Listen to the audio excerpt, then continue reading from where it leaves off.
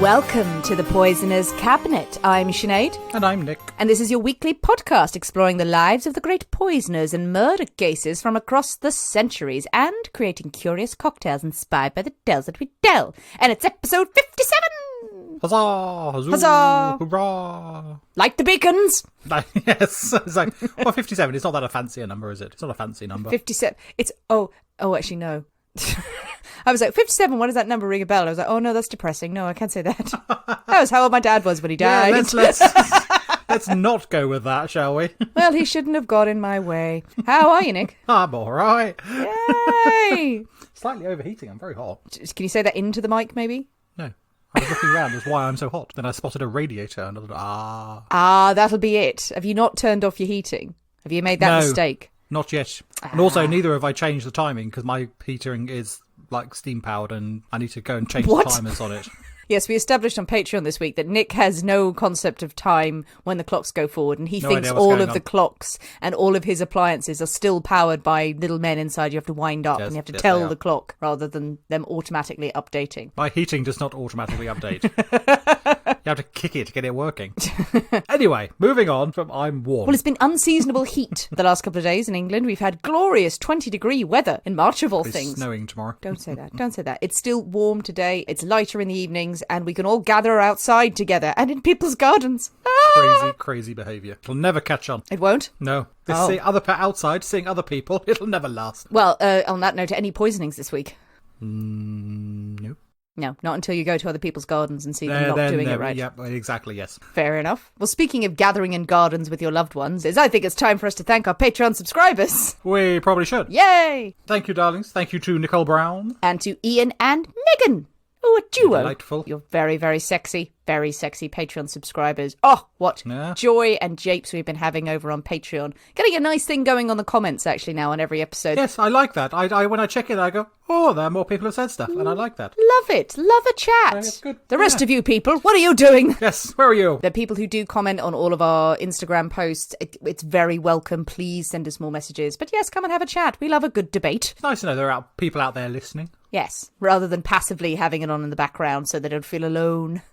Which is what I do when I listen to it backwards. Well, Nick. Yes? Are you ready? I don't know. To drink cocktails and talk about poison? I do quite fancy a cocktail. I'm in a cocktaily sort of mood. I'm in a cocktaily kind of mood. Cocktaily kind of mood. So we could drink poison and talk about cocktails. That doesn't sound as fun. I definitely want that cocktail. Yeah, okay, we'll go with the first one. Yeah. Hooray, hooray, hooray. It is cocktail time. As you know, dear listeners, every single week we pick a secret ingredient that is inspired by the tale that we tell that will flavour our cocktail of the week. It is Nick's story this week, so he got to choose the secret ingredient. I did.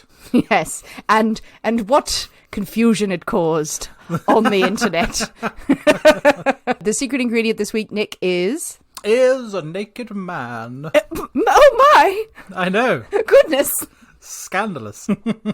You have no idea how difficult it was, me trying to find the picture. Obviously, it's a Da Vinci picture that we've used on social media this week to illustrate the naked man. But that did require me to write naked man illustration Leonardo da Vinci because it was just 20 minutes of porn before I did. I mean, I just Googled naked man. I had a great time. And then later on you were like, I can make a cocktail out of this, fine, yeah, whatever. Absolutely. I can make that one. It's got nothing to do with the story. Did you just get confused while sending me the ingredient, like the secret ingredient for this week, and just typed in your internet search history? It's all true. If it is your internet search history, that's pretty broad. I mean, that's exactly. simple. That's simple taste, really, isn't it? So just naked man. That's all I want. That'll do. I don't want them scenarios or situations or costume. Just naked man. I know what I likes. Well, I do declare, as with a naked man as our inspiration for the cocktail of the week, what have you come up with? Well, I shudder to think. There were many, many options. Did all of the sites where you found the naked men pose the cocktail options to you? Absolutely, yeah. I mean, there was hours upon hours of Googling to find just the right thing. There must be a site with like hot guys and cocktails. I didn't find that one, I must admit. Oh, God damn it. I will go and search. I'll come back later. We'll make one. Yes, this is where. Yes, let's go to our isolation kitchen. Nick, you've been gone for 3 hours. Well, with a naked man, just the one. So, just the one. Just the one Da Vinci-inspired naked man. What on earth have you come up with? Well, you're going to love it. You're going to love it. Oh, fuck. We are making... Oh, God. I'm so pleased I found this one. We're making a Naked and Famous. No! Oh, God, why? I walked into it. You did. You so did. How did I not see it coming? Someone guessed. Some people did. Oh, did they? So, yeah, if you look on the Instagram, people have gone, it must have been just before this, and I've just been sitting here going... Sinead's going to hate it. As soon as it was seconds before, it was like a premonition. You know, when you wake up before your alarm, or you just know that someone in your family has died. That's it's as bad as that. Oh, no. Okay, for people listening who are wondering why I'm screaming... A few people probably would have guessed by now that they're screaming with excitement. That I know of joy. The Naked and Famous, and I know I can't remember everything in it, but I know it contains one goddamn thing, and it's been a while. Oh, okay. Naked and Famous. Without further ado, I think it's time for us to go into our isolation kitchens and shake up a storm. So we'll see you in a minute. We'll see you in a bit.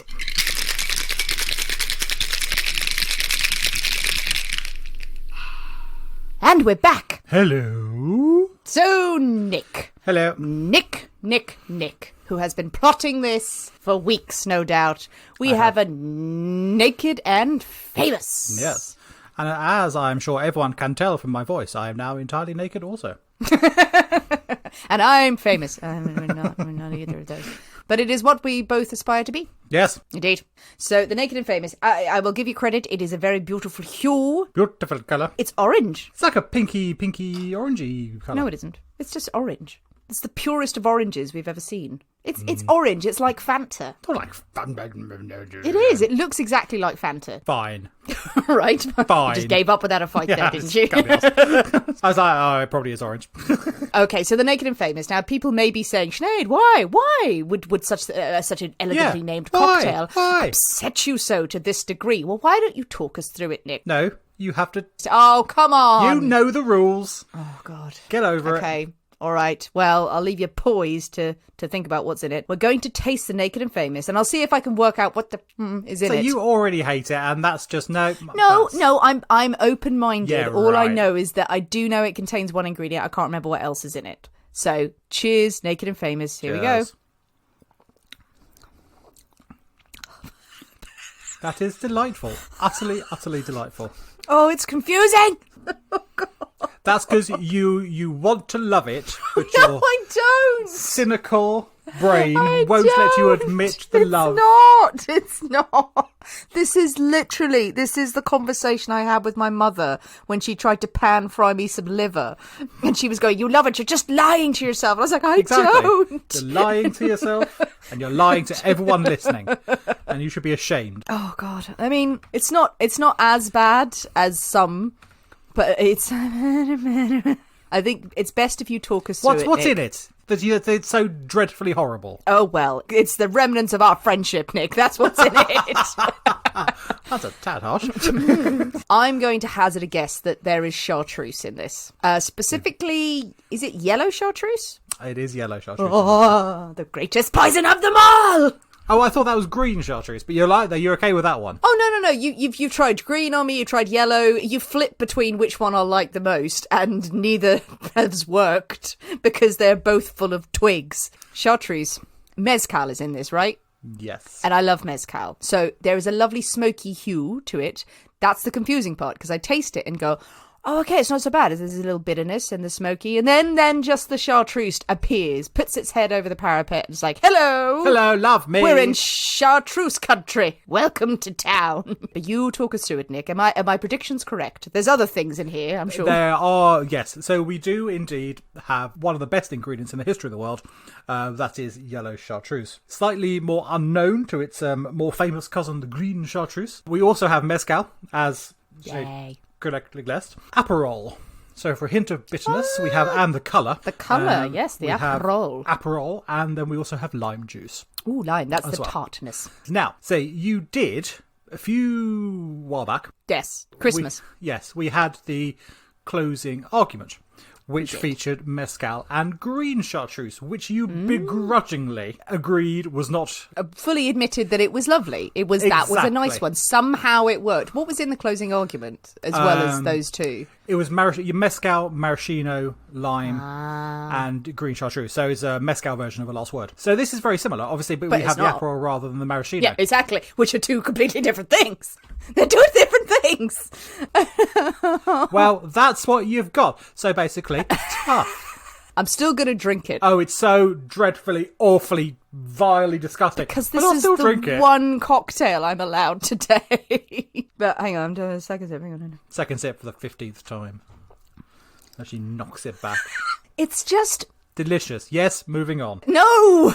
It's a cocktail that, you know what, if I was served it in a bar, I would You go... would fling it into someone's face. I would fling it in someone's eyes and just go, why? Why have you brought this shame upon your house? I would probably drink it. I would certainly not order it again. Because it's not to my particular palate. It's a combination of bitterness and then herbs and a bit of lime in there. And to me, I know it would absolutely sing on certain people's palates. And I don't know why, but there's just something about it every time I sip it. And I swear to God, Nick, I am really trying to like it. I'm going, no, come on, Sinead. You're being silly. It's like that thing that you just can't, like, that you try to enjoy it, and every time there's a part of me that goes, no, it's just wrong. Fine, well, you did try it, so okay. Points for trying. Points for trying. Points for effort. So yes. Every time. Oh, maybe it's green chartreuse that I like more. I know I flipped out about green chartreuse, and then I had yellow chartreuse, and then I think I decided green chartreuse was okay. But there we are. Well, everyone must be delighted to hear me screaming about chartreuse, because it's been a while. I'm going to say there was an alternative cocktail this week, which came very near to making, but then I chickened out at the last minute. Oh, okay. And as we go through, you may well guess what that might have been. Interesting. Yes. All right, good. Well, with our naked and famous cocktails firmly in Nick's hand, he's skipping down the road, Googling. I'm like a upset teenager, just scuffing my feet behind him, begrudgingly walking along, going, oh, I'm having a lovely day. But I'm ready for a story. Good. Is it time for a story, Nick? It is time for a story. Hooray! It is definitely time for a story. And one thing that we have discovered over a year of doing this podcast is that those Victorians did love killing each other in many gruesome and unpleasant ways. And today's episode is no exception, full of murderizings and sinister goings on. We love a murderizing. So imagine, close your eyes and imagine. Okay. It is a bitterly cold December night. The fog is rolling through the docks and into the heart of the East End of London. Oh, I love it. It's very, very dramatic. I'm there. There are gas lights, street lights, people going about their business in top hats and coats and capes. Urchins on the streets going, Is that what urchins do? Give me cash, bruv. Yes. Yeah, exactly. Shine your boots, governor. It's much like that. Now, one of the main roads running through the East End of London and out of the city is the Ratcliff Highway. And it is not a pleasant place. It doesn't sound nice. No, it's known as quite a perilous area to be in, full of seedy businesses and dark alleys and run-down tenements. Sounds great. According to one writer, it was a place where vice loses its charm by appearing in all its grossness. Oh, that's good. It's like us after one too many wines. Pretty much, isn't it? pretty much. And that what went on in the inns and taverns was sure to shock more senses than one. Oh my goodness. A scandal. Scandal. At number 29, Ratcliff Highway, lived Timothy Marr and his family. Timothy was 27 and is described as a stout, fresh-coloured young man. He had been a sailor for several years with the East India Company, and he had been on a ship called the Dover Castle. But he had given up life at sea to settle down with his wife Celia and their infant son, Timothy Jr. The Marrs had moved into this area of London in April that year and had opened what became a successful linen draper and hosier's shop. They lived in an apartment above the store and had an apprentice apprentice by the name of James Gowan, and a servant girl, Margaret Jewell, who both lived in the property as well. So they were doing pretty well for themselves. Yeah. Wasn't a particularly nice area, but they did well with what they had. Up and coming. They were investing. You gotta invest in the dive areas, and then you bring it up from within. Exactly. Oh, very, very, very shrewd. They had a comfortable life. It is just before midnight on Saturday the 7th of December. It had been an incredibly busy day in the store, and the Marrs are still up and about, finishing up before heading to bed. Timothy sends Margaret, the servant girl, out to purchase some oysters for a late night snack. Nice. They're all hungry. And oysters are a common thing at the time, not the fancy ingredient that we assume they are now, but at the time sold by the barrel load on street corners and in carts and things coming in from the docks. And we wonder why there was so much death. So, I mean, the mention of oysters. Now, oysters was potentially going to be an ingredient. Oh! For the cocktail. I did have, a moment of going, so we're going to make prairie oysters. Oh, yes, I've heard of prairie oysters. That, like... Well, famously from Cabaret. Yes, yeah, with raw egg and brandy. Yeah, so it's raw egg brandy, Worcestershire sauce, bit of tomato juice, and a hot spicy sauce, all knocked down in one. I would 100% go for that. It sounds stupid compared to me shouting about a nice cocktail in chartreuse, but raw eggs and Worcester sauce and brandy, yes! Oh, I'm down with that. Good one for a pick-me-up, a bit of a hangover cure. That's what it's designed for. I think to start the evening with one is a bit sort of it's a bit of a telling state of where your life is at the moment.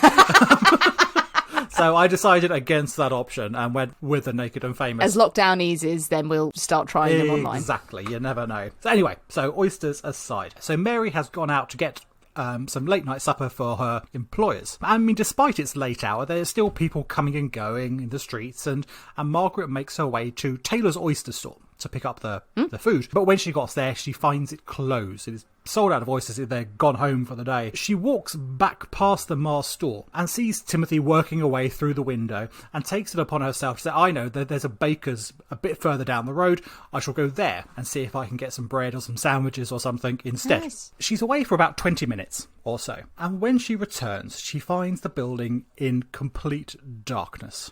The door is locked. She knocks, rather surprised that the family had forgotten about her and locked her out. I mean, they're the ones who sent her out on this errand only 20 minutes ago, and they've locked up without her. They have pastries. But no one answers the knock. Okay. Oh, I don't like it. She hears a creak on the staircase inside. Okay.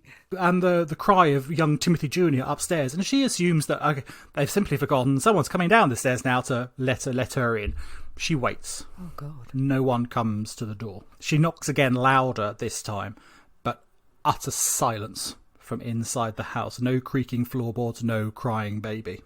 Getting slightly concerned and panicked, she starts slamming on the door knocker and pounding on the door. Now all this noise is starting to draw the attention of the few people who are still out and about in the streets. And one of these chaps is the night watchman, a chap called George Olney, who wanders. His job was to wander the streets, and he calls out the time. Yes. Every 30 minutes he calls out the time. This is time before most people don't have watches and stuff or alarm clocks and things, and it is his job to call the time out. You need one of those actually near your house when the clocks go forward. Yes. Nick, it's this time. All is well. well as can be expected. It was. I was asleep and you fucking wake me up. It's 2:00 in the morning. George, he knows the Marrs quite well. He's a friend to Timothy. And when Margaret explains what's going on, George takes his turn in knocking on the door, calling to his friend, trying to get a response from inside the house. I mean, everything this young girl has spent the last 20 minutes or so doing, he does again to make sure she's done it right. That's mansplaining. Well, exactly. Let me just do exactly what you did. Let me knock louder. I'm a man, exactly. You see. I'm a man, it'll work. Fuck George. It did not work. Damn straight. Stick to calling at the time. All this increased noise rouses a neighbour from his sleep. John Murray, who owns the pawnbroker next door, stumbles out in his nightgown to see what all the commotion is about. No, nice. Yet again, Margaret explains that she's been locked out. No one's answering from inside. Does he then try to knock the door as well? I don't believe he does. Well, not that I'm sure he probably did, to be honest, but it's not explicitly written about. But they do, both the chaps notice that while the window shutters are in place, they're not latched and secured, as would be usual for I'm shutting up shop and going to sleep. And the two chaps get a bit they're starting to get a bit concerned about what's going on. John goes back through his own home and into his backyard, which adjoins the Marr's shop. He scales up the adjoining wall and drops down into the Marr's backyard. Okay, Spider-Man. The back door is standing open, slightly ajar, and a dim light shines from inside. I mean, at this point, he just thinks, oh, well, they're probably just really asleep. Tentatively pokes his head through the door and sort of calls out for his neighbour, calling out that he hasn't fastened his shutters. Is everything okay? But there's no response at all. The house is, again, eerily quiet and still. He enters through the back room, making towards the front door to let Margaret in and George. He hardly gets a few steps down the hall before he is stopped by a sight of horror. Oh, God. It is written that the narrow premises was so floated with gore that it was hardly possible to escape the pollution of blood in picking out a path to the front door. First, he discovers James Gowan, the Marr's young apprentice. He is sprawled across the floor at the bottom of the stairs. As he approaches in the dim light, he can see that his face is gone. Oh, God. Completely smashed in. Bones and brain are cast up the walls. Such was the fury of this attack. Jesus. Happy thoughts. I know, this is not the one to have a chartreuse cocktail with. I feel sick already, Nick. Murray turns and hurries towards the front door to let in the night watchman, but he stumbles and falls to the floor. Looking behind at what he has tripped him, he sees the body of Celia Marr, the wife, a massive hole in her head and blood still flowing onto the wooden floor. He gets up to run to the door. This time his hands and clothing are covered in blood that has soaked throughout the floor. George is absolutely terrified where John flings open the front door and he sees this sight, this panicked, terrified man covered in blood that he's fallen into. Together they venture back into the house to search for Timothy, and they find his battered and still warm body crumpled behind the counter in the shop. Now, with 3 dead bodies downstairs, thoughts turn to Timothy Jr. asleep upstairs. Yeah, but she'd heard him crying. She had heard him cry. They go upstairs. The boy is still in his bed. Yeah. His throat slit so deeply that he has almost been decapitated. Oh, God, Nick. I told you, evil Victorians. Evil Victorians. That is quite the tableau that you've painted there. Oh, that's chilling. Oh, Jesus, sorry. Quite unpleasant. A 14-month-old baby. Who would do something like that to a child? I mean, to the rest of the family, but to a baby. Utterly monstrous. Both George and John stagger out of the house, absolutely horrified by what they have seen. Now, but by this time, quite a crowd has gathered, and more people from the neighbourhood are keen to see what's going on, and they barge their way into the house to find out. Yeah, it's that knocking system, isn't it? Going, I bet I can solve this crime. Yep. Exactly. They light candles and they go in. They say searching for the murderer who they think might still be in the property, but they want to have a look. They want to see what's going on. Ugh. Fortunately, not all of them are quite so ghoulish, and one decent chap does actually run to fetch the authorities. One out of many, yes. One out of many runs to the Thames River Police to get help. Right, Nick's historical facts. Ha ha ha. Oh, yay! Historical fact. We need to have a jingle for your historical facts. We do, yes indeed. It's Nick's historical facts. That's terrible. So, in 1811, there is no formal police in London. There are the now famous Bow Street Runners. They had been set up in 1749, and this was a collective of, well, it started off as a collective of parish constables, but it was their job to track down criminals and deliver arrest warrants and things like that. So a magistrate would instruct them to go and find Bob Smith, and they went and found Bob Smith. They were great at finding people, but not so hot on the we don't know who we're looking for, we need to investigate side of things. So they're quite 2 different skill sets, really. And it's not until the 1840s that the Metropolitan Police Force is actually created. But we're in 1811, so years before we actually have a formal police force.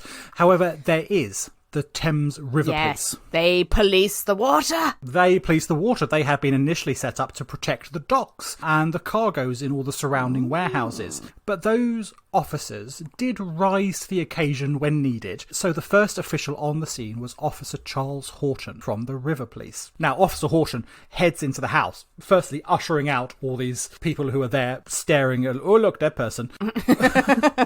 Posing for like selfie sketches. Yeah, exactly. Yeah. And he starts looking about for clues, see if what information he can find. In the master bedroom upstairs, he finds a long-handled iron mallet covered with blood, leaning against a chair. He sort of assumes that the weapon had been abandoned when the perpetrator heard Margaret knocking on the door, and he sort of fled, leaving his maul behind. When he takes the item into the light, he saw that it is a shipwright's hammer. One side is flat for hammering in, and it tapers to a point on the other side, which was designed to bash in nails. It is covered in blood and hair. Oh, God. Not well, jolly. That's pleasant. So there we go. Very clearly a murder weapon. Hammery death. Hammery death. Stop. Hammer time. No, don't do that. Don't do that. People are dead. That's quite upsetting. As Officer Horton continues his search, he can't really see that anything is missing. There is still cash in the register, loose change on the side, so theft is dismissed as a motive. Or potentially it was theft and they had been scared off by Margaret banging on the front door before they had a chance to steal anything, and they had to flee. The other possibility they thought was maybe some sort of revenge. Did anyone really have a grudge against Timothy Marr? A coroner's jury was organised for December the 10th. The witnesses retell their story of what they came across that night. One argument that was considered was that, well, perhaps someone had been waiting for Margaret to leave before they entered the house. They had seen the servant go and then struck. But why? Why would they wait? I mean, the perpetrator obviously had no issue killing women and children, so why spare Margaret? Yes, why spare Margaret? Why spare Margaret off for her oysters and her bread? Indeed. It was considered, was she involved? Did she know the perpetrator? Was she the one who had let him in? But if so, why would she leave it at such a short time? Why would she make such a fuss of alerting the authorities? And despite their investigation, they could find no connection, no reason as to why she would have done such a thing. There were certainly no quarrels or disagreements between her and the family, and they eventually put that aside. Perhaps it really was just dumb luck that she had left at the right time. She went for the oysters, she went for the bread. Yes, maybe she conveniently left to let the perpetrator in. But yeah, it's too short a time and they didn't steal anything, so what's the benefit? But did she just escape? Was it just a horrible, horrible death? Absolutely. Oh, that's chilling. And that's eventually what they put it down to. It was sheer luck that she had left just as this chap had struck. The crime had been committed between 11:55 and 12:55 when Margaret had returned, and it was agreed that the killer had still been in the home when she had returned, and he had fled out of the back door. One of the officers had the relatively clever idea to clean the blood from the maul, and under the dried blood and hair they discovered the initial JP engraved into the metal. JP? Who was JP? Oh, drama. It is drama. I don't know. Who is JP? The Justice of the Peace. It was the judge's hammer. Hammer of justice. He gabbled them to death. No, I don't know. What is it? No, we'll find out, won't we? Okay, JP. Is there anyone in the house who's called JP? Not in the house itself, no. Okay. So, panic and fascination in equal measure sweep through London. I mean, how can a stranger enter someone's home, kill everyone in sight, and leave without a trace? Everyone is terrified that they are going to be next. What this demon who can get in apparently through locked doors and things like that. And obviously the press embellish everything, and there are many pictures as he's a wisp going through cracks in doors and things like that to get into people's home, murdering them and then fleeing out chimneys and stuff like that. Yeah. Probably wasn't that. Probably wasn't that. But you never know. You never know. The bodies of the Marr family were laid out at home, and people again flooded in to simultaneously sort of gawk and pay their respects to the dead. Bit of both, really. Bit of sorry dead, but oh, look at that. Yeah, look at their face. Yeah, indeed. I mean, obviously there's no sort of reconstructive anything going on. Nope, look, that's him without a head. So, that's that It's without a face. probably a closed casket. No, it's not. They're entirely open. They can see they're just on beds. Oh they're my just, God. They're just laid not out. cover them with a sheet or anything. Nope, they're laid out on beds so people can see exactly what's happened. Jesus Christ. Quite gruesome. The family are eventually buried underneath a tall monument at St George's in the East Church, amongst a crowd of hundreds of people who come to watch. A few streets away from the Marr's Draper's shop sits the King's Arms Tavern.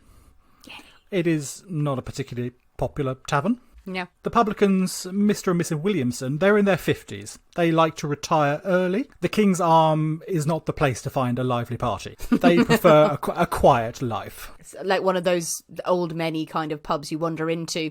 Like, oh, is there a vibe going? No, it's not a dive bar. It's just a horrible bar. Exactly. It's not a happening place. Oh. They live above the tavern with their 14-year-old granddaughter Kitty and a maid, Bridget. They also take in lodgers from time to time, and in December 1811, John Turner had been staying for a few months now. I mean, he was a quiet chap, and the Williamsons, they approve of that.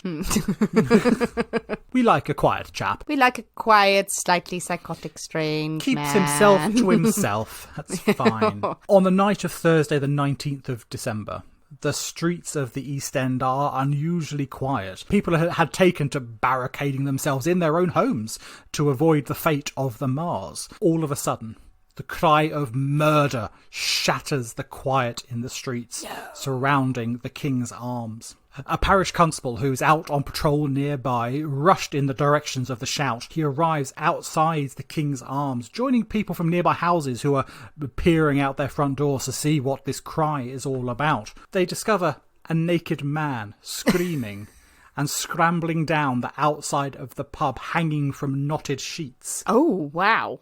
As he nears the ground, he scrambles to his feet and runs to the crowd. The man is sort of restrained and made to calm down. The neighbours recognise the man as lodger John Turner. He's naked. He's naked. They recognised him by his face rather than the other bits. Probably go by his face. Yes, that was second. They were like, oh, that's John. And oh, yes, definitely is. It definitely is John. Through his babbling, they find that he has just seen something terrible. Okay. The crowd smash down the tavern door and discover the body of Mr. Williamson lying on his back on the steps leading to the tap room. His head a gaping hole, his throat slashed, and one hand nearly hacked off complete. An iron bar lying at his side, coated in blood. As the constable and the crowd explore further, they find Mrs. Williamson and the maid in the parlour, their heads smashed in, throats cut. Mrs. Williamson's neck had been cut through to the bone. People start grabbing fire pokers, bottles, knives, anything they can to arm themselves as they head further up into the pub and into the other rooms, thinking that this perpetrator, he's still in the building somewhere. And they spread out to search. In a bedroom upstairs, they find granddaughter Kitty. She is alive, asleep, untouched in bed. She has slept through everything. She has no idea what's going on and is terrified when she wakes up to this mob in her bedroom. You would do, yes. Yeah, absolutely. You would be concerned. We all know a heavy sleeper like that, where you just kind of, they wake up, hey, what's happened? Everybody's dead! Everyone's been murdered horribly. Oh, all right. Is there tea? Oh, God. Why was she spared? Why was she spared? Bow Street runners are assigned to search for evidence and talk to witnesses. Neighbours say they had seen a tall man loitering outside the tavern that night wearing a long coat. Of course. But of course the best witness was John Turner, the man himself, who had nakedly scaled down the front of the tavern. But of course he was also a suspect. I mean, had he been trying to escape from the crime that he had committed? I mean, that's quite an extreme, it's quite a good and extreme way to avoid detection. Just like, okay, strip off all your clothes and run around screaming like a madman. Yeah, absolutely, climbing outside the first floor window of a pub while naked. So, I mean, it's a good tactic. Was it a cunning ruse? I think that's a very good tactic. The moment that you are questioned about any small indiscretion you've committed, just take off your clothes and climb out the window. Yep, wasn't me. I was naked at the time. And now I'm famous for it. In the tavern itself, they found an open window that had bloodstains on the sill, indicating most likely that the perpetrator had used this as an escape route. Mm-hmm. There were footprints in the mud outside, leading across a clay bank further down to London. Now, this seemed to put Turner in the clear. He had very very clearly been seen coming out of the front of the building, arse first, and with no blood on him whatsoever. So how were there handprints and footprints going away from a back window? No one could not see that. So he was quickly sort of thinking, okay, it probably wasn't him. Turner reports that he had retired for the night. He was upstairs in his room. He heard a banging on the door downstairs. He heard Mr. Williamson apparently open the door to let someone in. He then heard a massive crash. He heard Mrs. Williamson and the maid both cry out before more thuds and then silence. He had got out of bed after about 5 minutes or so of quiet. He had left his room and gone to the top of the stairs where he had seen a man crouching over Mrs. Williamson. He had then ran back to his room, and that is when he had opened the window, shouted murder, and made his escape. Obviously entirely forgetting the granddaughter in the room down the hall. Yeah. Leave her be. Oh yeah, fuck her. Yeah. Fuck her. Also, he was naked the entire time. Like, he wasn't, you can go to bed in a nightshirt or anything like that. I did consider this. I mean, I'm thinking, so he was in such a panic that he had no time to put on any clothing. But he was able to tie bed sheets together. Did he sort of get to the top of did he leave his room, go to the top of the stairs and look down? But all this time he was entirely naked? Well, yeah, just creeping around naked. He just maybe he thought there was an opportunity there, like, hello. So, yes. Yeah, I think he just quite liked being naked. Perhaps he just enjoyed being naked. And who could blame him? Well, quite. A primitive task force is put together, made up of constables from various parishes, a group of Bow Street runners. I'm picturing the Night Watch from Terry Pratchett novels now.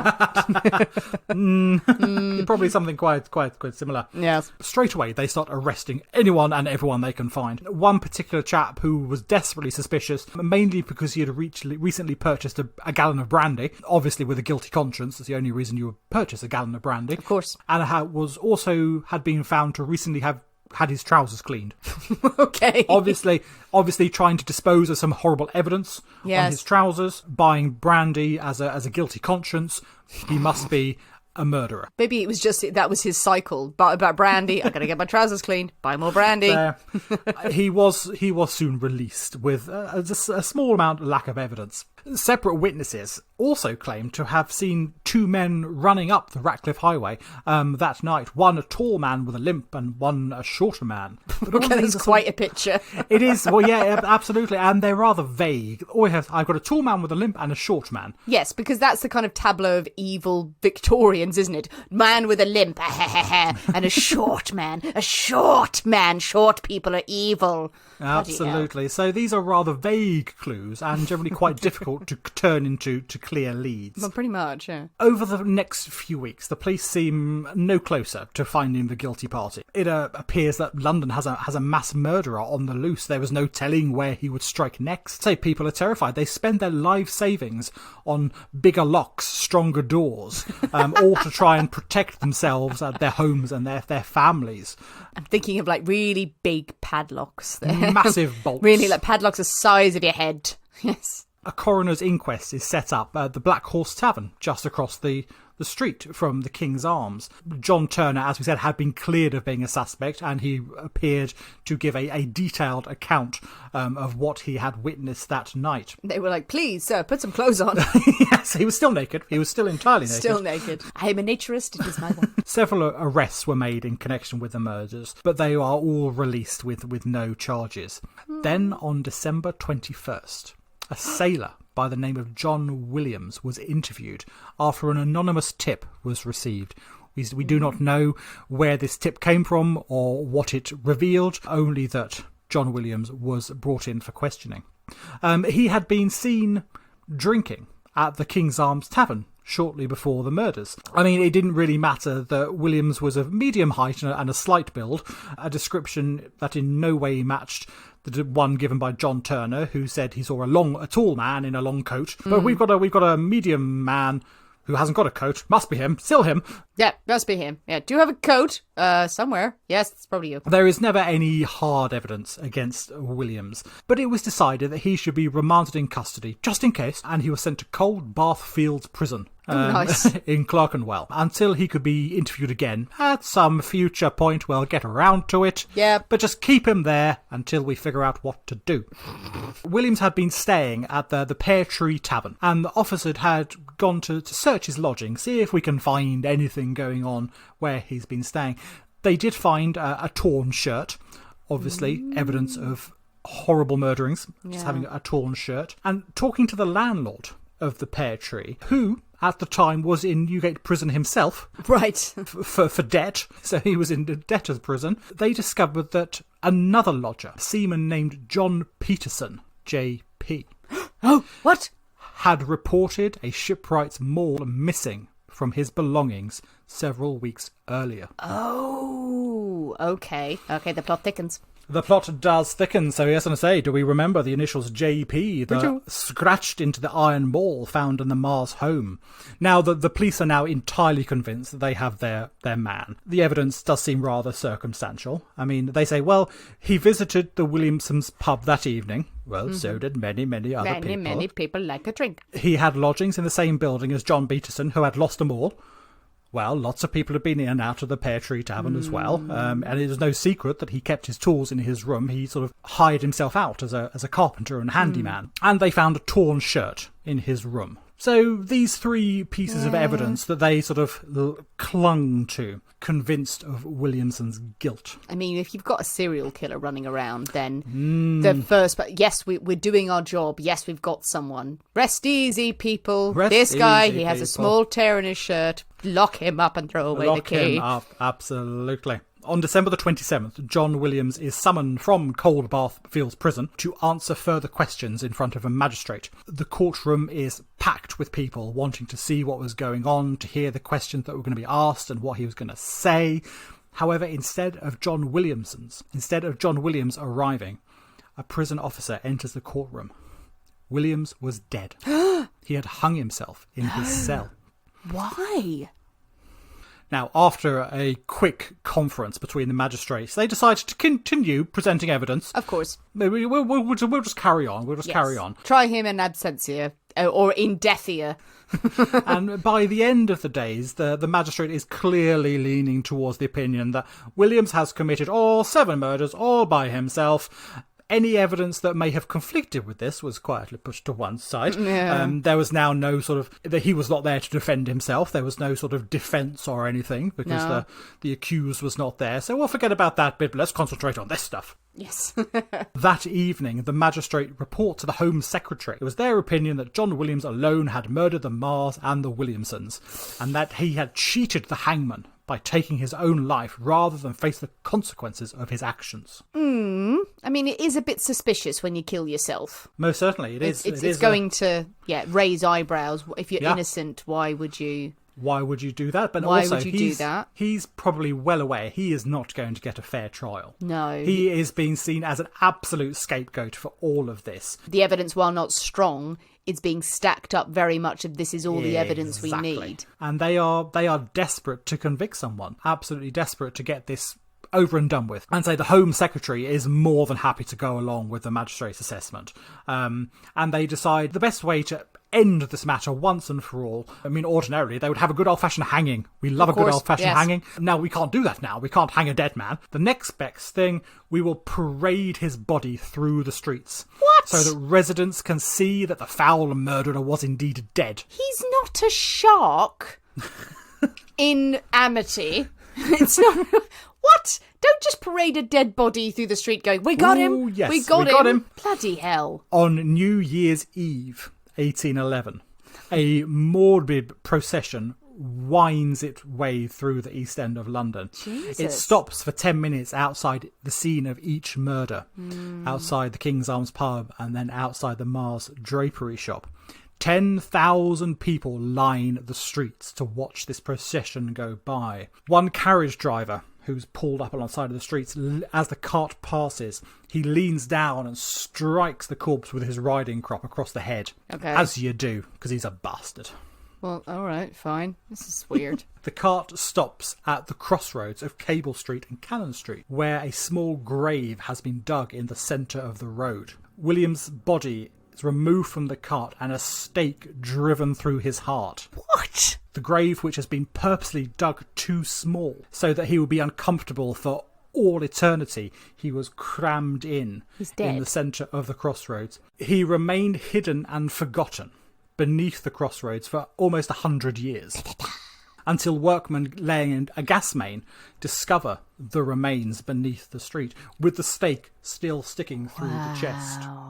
Poor John Williams. The body was removed for investigation. They had no idea who this chap was. There's no gravestone or plaque or anything, so they just find a chap buried at the crossroads with a stake through his heart. Well, once they stop running around going, vampires in London.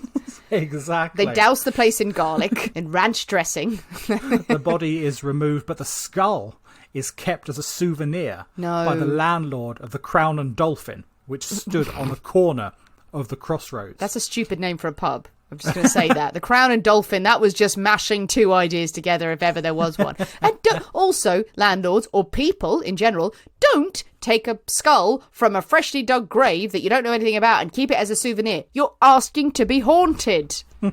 It is kept on display behind the bar, For where fuck's people sake. would come to stare at the skull of the Ratcliff Highway murderer. They'd come to look at it. No one sat down and stared it out.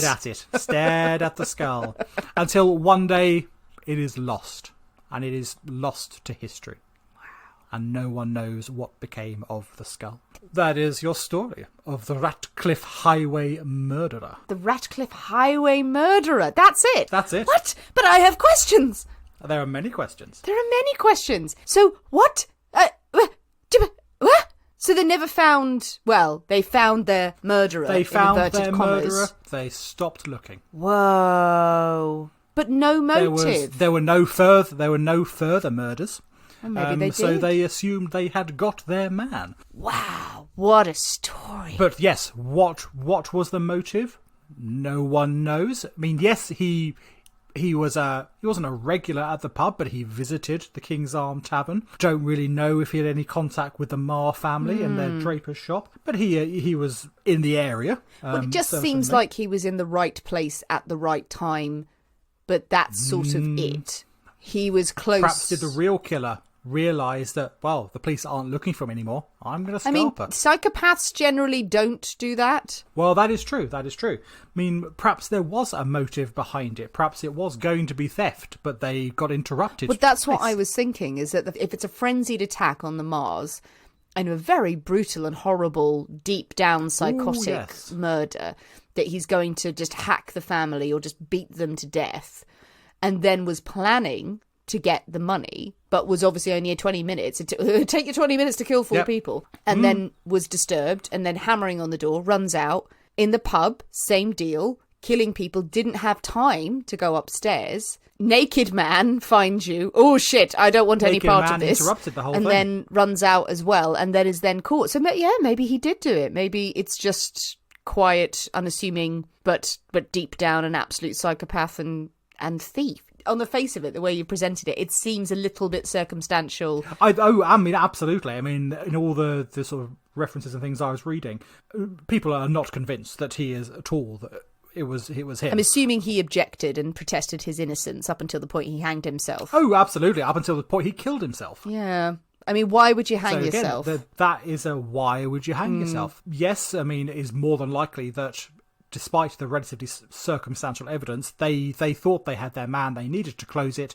They needed to get it off the books and show the public that they were doing something. He probably knew he was more than likely going to be done for this. So I'm going to hang myself in my cell. Is that a better way out than a public hanging? I don't know. I suppose really I don't buy the fact that if you're about to go on trial and you're going to be hanged, if you're found guilty, you'd try and go through with the trial and go, no, I bloody didn't do it. You would think. Then hang yourself after. I don't know if they had actual suicide watch was that stringent back then. Hanging yourself before the trial does seem a bit suspicious. And it wasn't even a trial. It was just like a magistrate's inquiry to see if he was fit to stand trial. Oh, yeah, that was very premature then, wasn't it? That was a little bit of, we just want to set the date for the initial inquest. Yeah. I will hang myself! Exactly. This is we need to chat to see if you are the person we are going to put on trial for this type questioning. Not even a full-blown trial. Oh, well, that's making me think that he did do it then. So, indeed. I don't know. I mean, as you said, sometimes it can be as simple as that, but such a frenzied attack. And I suppose the thing that gives me pause for thought, shall we say, there's no good or bad level of killing. No. But to cut a 14-month-old baby's throat... That's a particular level of viciousness. You don't need to do that if you're just robbing the place. If you're just trying to get cash, there is something frenzied and horrific that has taken over you to kill a child. Maybe to stop the child from screaming. Yes. To stop the child from making noise, drawing attention, and then the maid comes back and, oh God, it's all screwed up anyway. Yeah. Oh, chilling, chilling tale, Nick. Nastiness. That did have the good effect that I was able to finish The Naked and Famous because I was so scared. I needed a drink to steady my nerves. Oh, that's a great story. Yeah. Very atmospheric. I like the picture you painted there. It's so very nice. Well, in Victorian crimey circles, it's quite a famous story. Gruesome. Marvellous. And I did like the way they did away with him in the end, just like a stake through the heart. Bury him at a crossroads. Very ye olde, isn't it? Stake through the heart. Through the crossroads, let the devil take you. Make sure he's uncomfortable for the rest of eternity because he can't lie down flat in his own grave. He's all exactly. Just break all the limbs and then just parade him through the streets, the dead body. We don't have enough dead bodies paraded through the streets these days. This is very true. And I would be in favour of it. No, I wouldn't. I really wouldn't. It would be horrible. And I do like a story that ends with a weird burial and a skull being found later on. And a fucking publican. Skull in a pub. Yeah, a publican trying to coin in on that. Absolutely. Oh, there's a skull. I'll put it above the shelf. Everybody come and look. I think mostly this was 1811. The body was discovered about 100 years later or so. So you're looking at like the 1900s, the 1900s that this was discovered. So it's a publican from like 1910. Yeah, I know. Still, I mean, have you ever met a publican who wouldn't put any old shit on the walls? Even then, it was like anything to get people into the pub. Yes, we have horse brasses in some traditional places. Before that, it was skulls. Everybody look at the skulls of the murderer. Oh, good story. Oh, a chilling tale for a very lovely springy evening, actually. Yes. Joyful springy evening. Well, what do you think, people? Do you know the story of the Ratcliff Highway murderer? What are your theories? Do you think that John Williams, the famous composer, did it? No, not him. Do you think he did it? Do you think he was trying to rob them? What do you think his motives were? Or is it a completely different assailant? Is it likely that someone would just stop after those kind of attacks if someone else had been fingered for the crime? Yes, tell us your thoughts. Comment on the episode. Send us messages going, oh my God. I will say, Nick, you said at one point, panic and fascination. And I think that should be the Poisonous Cabinet perfume line. I like it. Yes, panic and fascination. I'll go with that. I think that's some new badges we need made up or something. We do need panic and fascination. The perfume that will be awful. Obviously, it will smell of chartreuse. So tell us your thoughts on the story. And the recipe for the Naked and Famous will be up on Friday. Now, it is a classic and for some people, a great cocktail.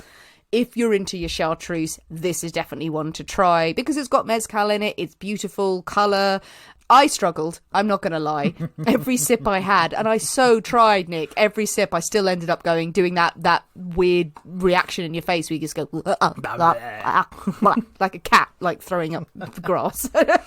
Well, but I finished it because it was a scary story. That's a delight. So if you have enjoyed our terrifyingly scary stories, there are so many more on Patreon. So many more. So you must come and join us on the exciting Patreon thing for so many extra episodes. It's mind-bogglingly, but for pennies an hour. Indeed. And Patreon is completely flexible as well. You can cancel anytime. You can commit to a monthly payment. You can commit to an annual payment to force us to do stuff. But come and join us. Come and have a chat to us on social media at any time. Send us your comments, your thoughts, your ideas, and more stories. The weirder, the stranger the murders, the better. And keep sending those poisoning stories in as well, because we do have some cooking along. There's still a few in the background, absolutely. Thanks for listening, guys. We have been the people inside the Poisoner's Cabinet. We will see you next week. And remember, your loved ones are trying to kill you. Bye.